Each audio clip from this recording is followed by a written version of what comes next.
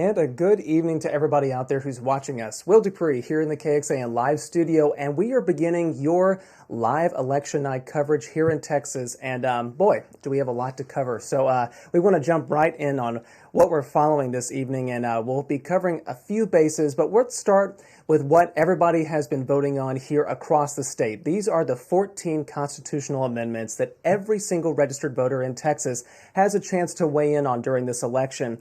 And we'll show you just really quickly what some of these are. So Props 1 through 7 right here, and additionally Props 8 through 14. A lot to cover there, but these appeared on your ballot after state lawmakers approved legislation earlier this year that then required your vote to make them take effect. They range in topics from taxes to state parks and infrastructure.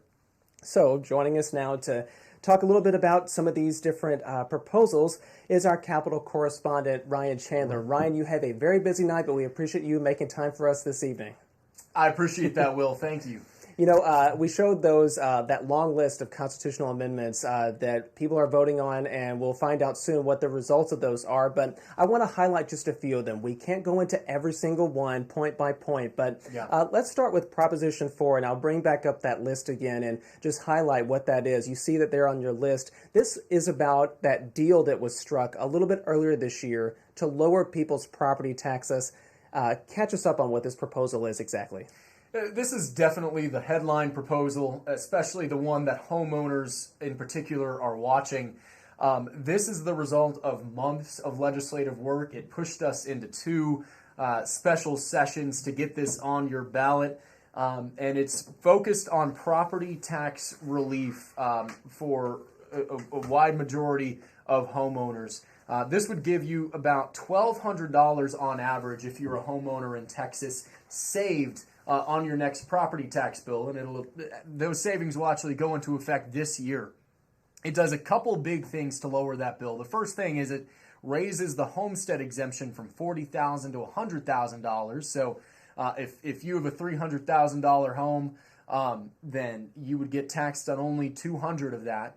That's going to significantly lower the bill, and it's also going to put more state money into public school funding. So that'll buy down taxes and essentially foot the bill for you, whereas you would normally have to pay for that out of your property taxes. So the proponents of this proposition estimate that it'll save the average homeowner about $1,200 in just the first year.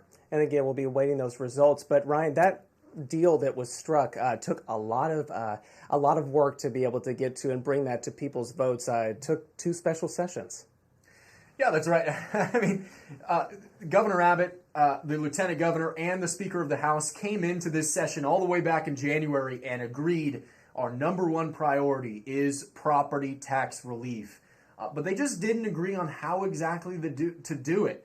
The Governor and the Senate had their own ideas, and they ultimately found this compromise that incorporates a little bit of everything and uses a bunch of different mechanisms to lower taxes. And this, they called, is the biggest property tax relief in United States history. That may just be their selling point, I don't know. But regardless, it is a significant relief, more than Texas has ever seen. $1,200 for the average homeowner the first year. As we're looking at some of those other proposals that people are voting on this evening, and we'll see the results soon, let's highlight Proposition 3. So we talked about Proposition 4. Let's go one up on the list. Proposition 3, tell us about what that one deals with.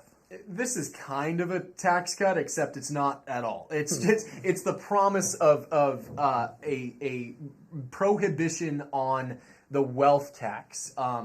This might be the most controversial of most of these propositions because it essentially says Texas will not put a tax on wealth, and we never will. Now, nobody's proposing to do that in Texas. Nobody, at least who wants to win their next election, is proposing a tax on income or wealth of any kind. But this is something that sounds good for the average Texas voter and will make it nearly impossible to ever implement a tax on wealth in the future if that was ever something that the state may need to do, which, again, is not the current situation, but this would solidify in the Constitution that we're never going to do that. And finally, Ryan, I want you to talk about something that a lot of retired teachers here in Texas are watching very closely. This one proposition, that one is Proposition 9. How would this affect retired teachers here in the state?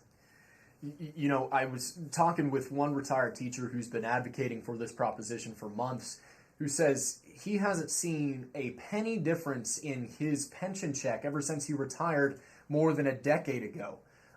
There are 475,000 Texans who benefit from the teacher retirement system, and a quarter of them make less than $1,000 a month after serving for decades as a teacher or a custodian or as a support member in our public schools. So this is going to give them a cost of living adjustment, the first one they've seen in 20 years, to make sure that their pension checks keep up with inflation and give them a little more breathing room in retirement.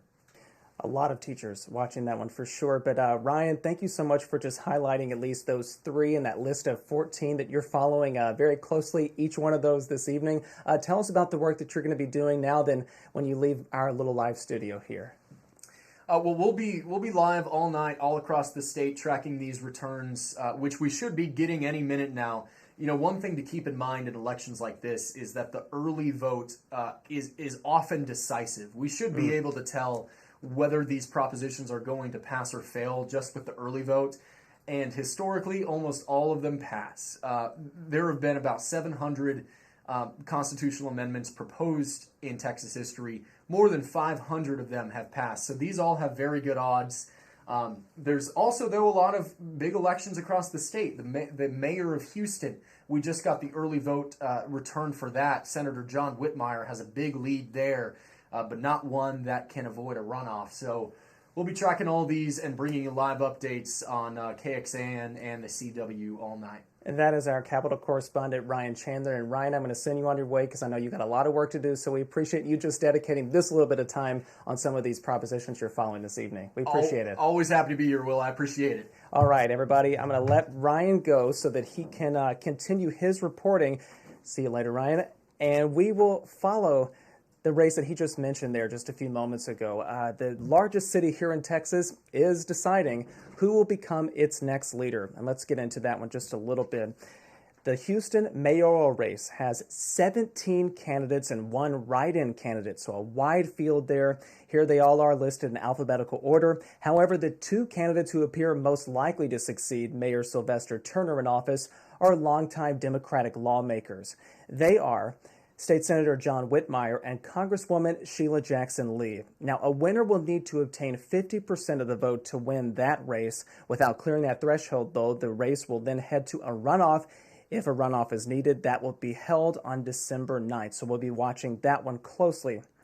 Another Texas city that will choose its next mayor is Uvalde, Texas. Now, there are 3 candidates who are running for that seat, and you can see them listed here next to me. They are former Mayor Cody Smith, local art teacher Veronica Martinez, and Kimberly Mata Rubio. She is the mother of Lexi Rubio, who was one of the students killed at Robb Elementary School last year in Uvalde. Now, if Uvalde elects either Martinez or Mata Rubio, then they would become the first female mayor of that community. So again, we'll just have to watch those results. These 3 candidates are hoping to succeed Don McLaughlin, who is stepping down as mayor in Uvalde to run for a seat in the Texas House of Representatives.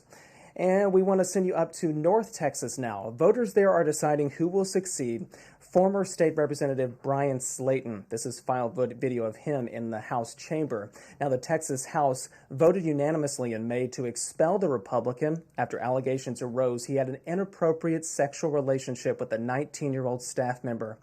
Governor Greg Abbott issued a proclamation announcing a special election today to fill Slaton's unexpired term in House District 2.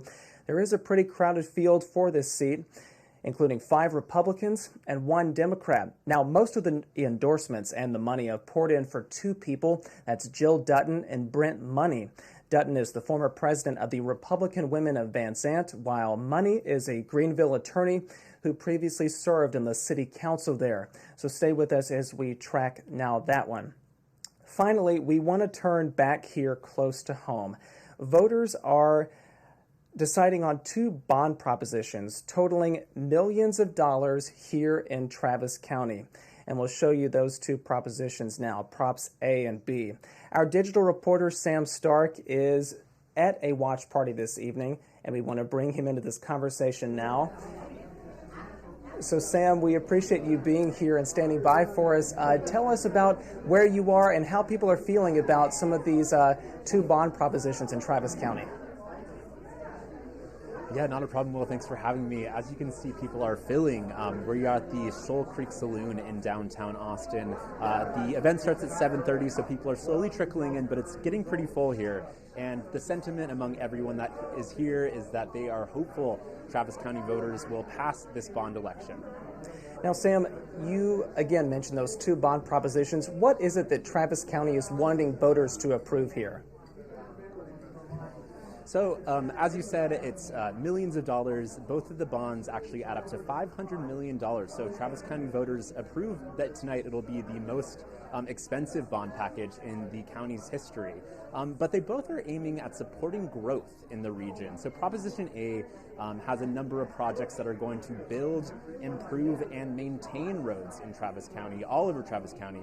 And then Proposition B is focused on maintaining and improving parkland. So in that bond package, $200 million will go towards park acquisitions, and the rest of the remainder, which is about $73 million, will go towards improving facilities at existing parks and creating more trails and stuff like that. But they say that it's because there's so many developments going on in the region, it's important to just make sure that there's enough parks for people to enjoy in Travis County.